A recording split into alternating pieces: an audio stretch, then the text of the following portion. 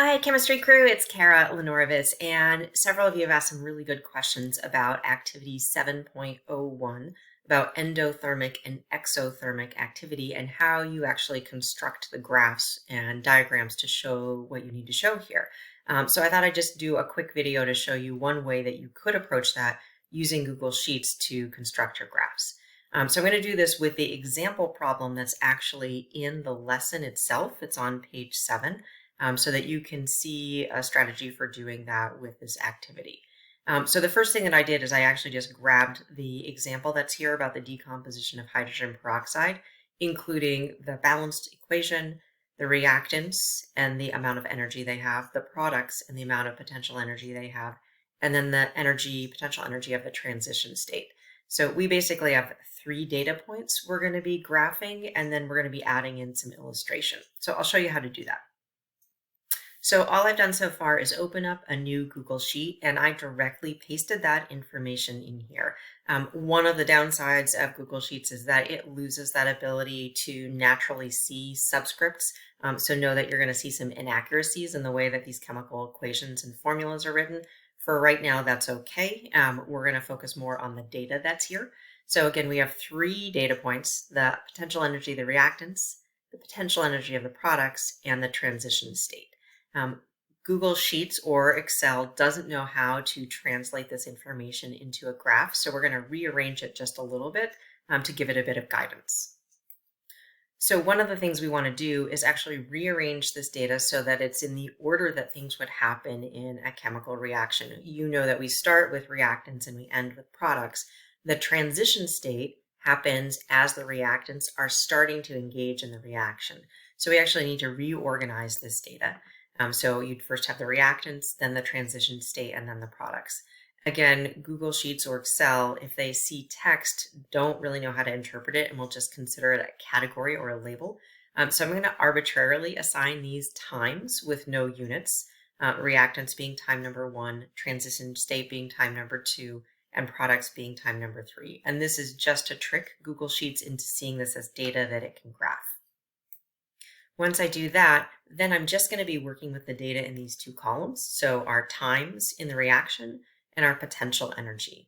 And then I'm going to go to Insert and I'm going to go to Chart. There are a couple different ways you can do this. So if you have another preference for how you arrive there, you can certainly use that. And it's going to craft a graph for me. In some cases, it might make the right guess and create the right kind of graph for you. What you actually want to make sure you have, and if it doesn't do this automatically for you, is you're going to open up the chart editor. So you can do that by clicking on the snowman here.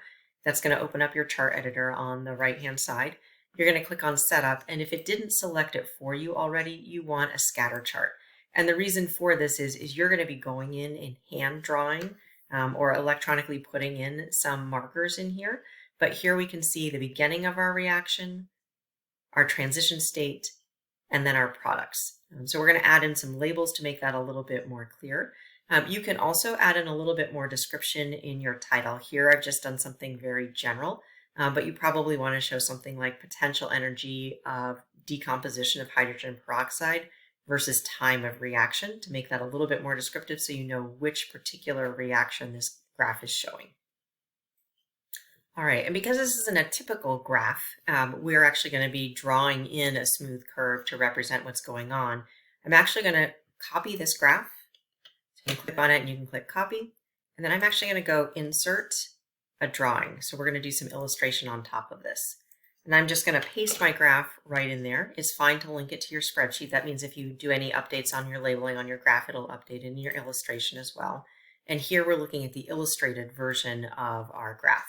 Now we can add in some other information. So the assignment asks you to label with a dotted line horizontally going across to show the potential energy of the reactants, the transition state, and the products. So I'm going to go ahead and do that. You can insert a line just by selecting line. Do your best to make it line up and be straight there. You want it to intersect with your y-axis here so that you can get a reading on what that actual potential energy is. And if you want to get fancy, you can change that into a dash. I'm going to do the same thing. So I did that for my transition state. I'm going to do the same thing for my reactants and my products. So ultimately, what we're trying to do with this graph is to have a finished product that's going to look something like this. So you can see what we have already. We've graphed our potential energy on our y-axis, the reaction pathway. We have our 3 data points: reactants, transition state, and products. And the horizontal lines we're putting in are going to match up with the horizontal lines that are shown on this sample graph here. So I'm going to go ahead and label the reactants, the transition state, and the products, and I'll show you how to do that. So to put in labels, I'm just going to use a text box. There are probably lots of different ways you can do this. So if you have another strategy that works, that's also fine. But here, for right now, I'm just going to generally label this reactants. In your graph, it will be helpful if you actually labeled what the reactants are. So in this case, it would be hydrogen peroxide. I'm going to do the same thing for the transition state.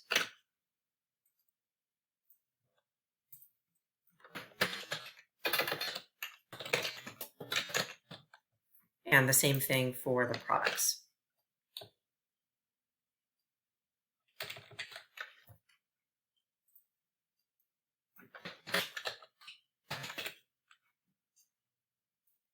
And then the next part, we're actually going to hand draw in the curve. We know generally what we want it to look like, so we're going to expect from the reactants, it's going to swoop up. We know we need to add some activation energy for the reaction to happen, and then it's going to swoop back down from transition state to products. So to do that in Google Draw, I'm just going to select a line, and I'm going to select a scribble, and I'm going to go ahead and just try and draw that to the best of my ability. It does not have to be perfect or fancy. You can change the weight of that line to make it look a little better for yourself, but essentially you've got that curve showing there.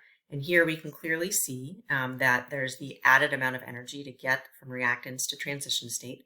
So the difference between this top line and the bottom line here is going to be our activation energy. So we can go ahead and label that.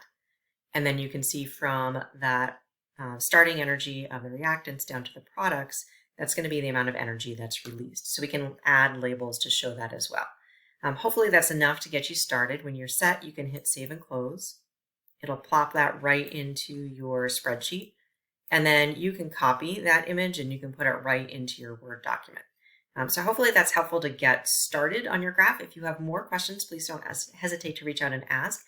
You can also do these graphs by hand. If you do, just remember you want to do them on graph paper. And then just last finishing touches. So I put in a label for the transition state, the reactants, and the products. I'm just putting in 2 arrows to show that difference. So again, your activation energy is the difference between the potential energy of reactants and the transition state.